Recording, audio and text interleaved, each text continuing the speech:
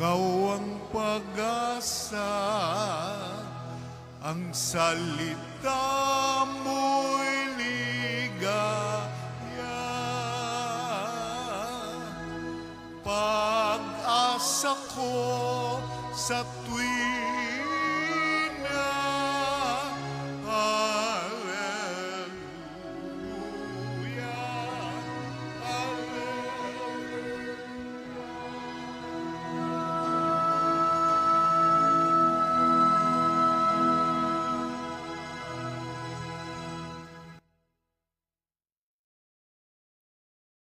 Inyo ang Panginoon, at sumayo rin. ang mabuting balita ng Panginoon ayon kay San Mateo. Papuri sa iyo, Panginoon. Nung panahong iyon, matapos pakainin ang mga tao, agad pinasakay ni Jesus sa bangka ang kanyang mga alagad at pinauna sa kabilang ibayo.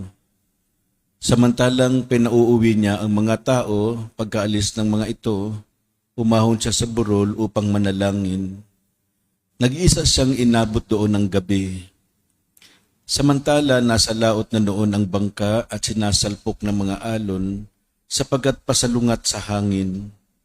At nang madaling araw na sumunod sa kanila si Jesus na naglalakad sa ibabaw ng tubig. Kinilabutan sa takot ang mga alagad nang makita nilang may lumalakad sa ibabaw ng tubig. Multo, sigaw nila. Ngunit agad siyang nagsalita at sinabi sa kanila, "Huwag kayong matakot, si Jesus ito." At nagsalita si Pedro, "Panginoon, kung talagang kayo iyan, paparianin ninyo ako sa ibabaw ng tubig." Sumagot siya, "Halika." Kaya't lumunsad si Pedro sa bangka at lumakad sa ibabaw ng tubig, palapit kay Jesus. Ngunit nang mapansin niya ang hangin, siya natakot at nagsimulang lumubog. "Sagipin ninyo ako, Panginoon," sigaw niya. Agad siyang inabot ni Jesus. "Napakaliit ng iyong pananalig," sabi niya kay Pedro. "Bakit ka nag-aalinlangan?" Pagkasakay nila sa bangka, tumigil ang hangin at sinamba siya ng mga nasa bangka. "Tunay na kayong anak ng Diyos," sabi nila. Mga kapatid, ang mabuting balita ng ating kaligtasan. Pinupuri ka namin, Panginoong Hesukristo. Magsiyo po ang lahat at makinig sa homilya. O para ngayon lang, kasi malakas din ang hangin ngayon, no? Ng mga bagyo.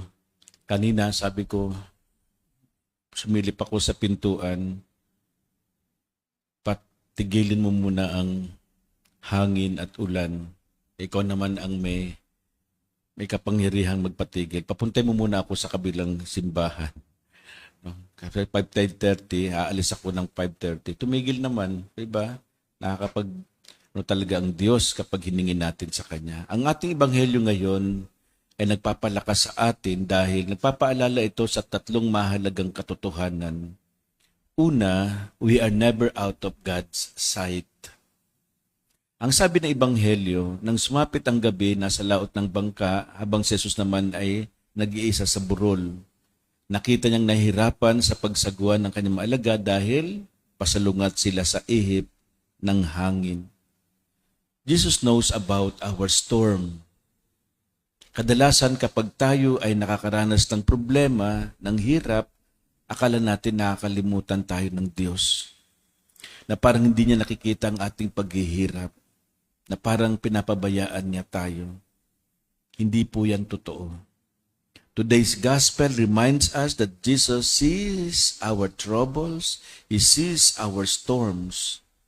He knows wherever and whenever we are struggling. We are never out of God's sight. Alam niya ang ating paghihirap, alam niya ang ating sitwasyon. Kaya dito sa ating ebanghelyo, kahit malayo-layo siya sa kanyang maalagad, nakikita niya ang mga nangyayari sa kanila. Sa Lake Galilee, may mga burol at kapag nasa itaas ka, tanaw mo ang lake. No? At alam ni Jesus ang bangka ng mga alagad na sinasalpok ng malakas na alon at hangin. And this is the omniscience of God. God is omniscient, diba? His ability to see and know everything and He has no limit. Sabi nga sa Proverbs 15:3, The Lord is watching everywhere, keeping His eyes on both the evil and the good. Indeed, we are never out of God's sight. Na pangalawa, we are never out of God's reach. Ang sabi ng Ebanghelyo ng madaling araw na sumunod na sa kanila si Jesus na naglalakad sa ibabaw ng tubig. Jesus was on the hills and the disciples are in the middle of the lake, right in the middle. It would seem that they were out of His reach. But no. Jesus comes out walking right to them. Naglakad sa ibabaw ng tubig. At hindi alam ng mga alagad na, na hindi sila binitawan ni Jesus. Sa gitna ng kanilang takot at pangamba, dumating si Jesus. Kaya mga kapatid, sa mga panahon na feeling natin pinabayaan tayo ng Diyos, sa totoo lang ang Diyos ay nakatingit nagmamasid sa atin. Akala natin wala siyang pakialam sa atin, subalit sa bawat pagsubok, nariyan siya darating upang iligtas tayo. Jesus has been watching us, waiting for the right moment to show up, and is already on His way to help us. And regardless of our circumstances, we are never out of God's reach. Kaya ang paalala sa atin, sa ikalawang paalala, God is never out of we are never out of God's reach. Now, finally, pangatlo, we are never out of God's care. Dito sa Ebanghelyo, sabi ni Jesus, huwag kayong matakot. Lakasan ninyong inyong loob, ako ito.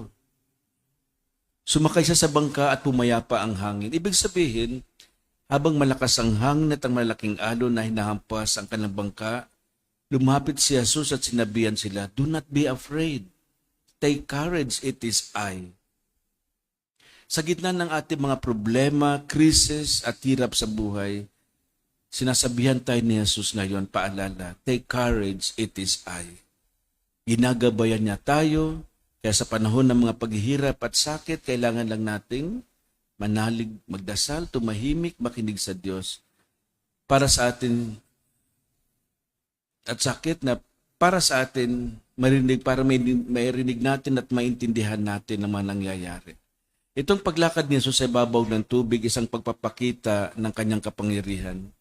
The image of the storm, winds and waves represent crisis in our life. And here Jesus was mentoring us to walk calmly, to be above those crises, as if He is telling us, huwag kayong magpalunod sa inyong pinagdaraanan. You know, there are people who know how to handle their problems. Hindi mo malalaman na sa kanilang mukha na pinagdaraanan sila. Marunong silang, marunong hawakan ang kanilang problema. Meron din ng mga tao, hindi marunong, dalhin ang problema nila. Nalulunod sa hirap ng buhay. Muli ang sabi ni Jesus, don't be afraid, take courage, it is I. Itong mga salita ni Jesus na may magbigay sa atin ng lakas at tibay kapag tayo ay nakakaranas ng problema at hirap sa buhay. Kahit anong mangyari, naway manatili sa ating puso ang pananalig na hindi tayo pababayaan ng Diyos. Kaya lagi nating alalahanin, we are never out of God's sight, we are never of God's reach, and we are never out of God's care. Ito ang paalala sa atin sa 19 linggo sa karaniwang panahon.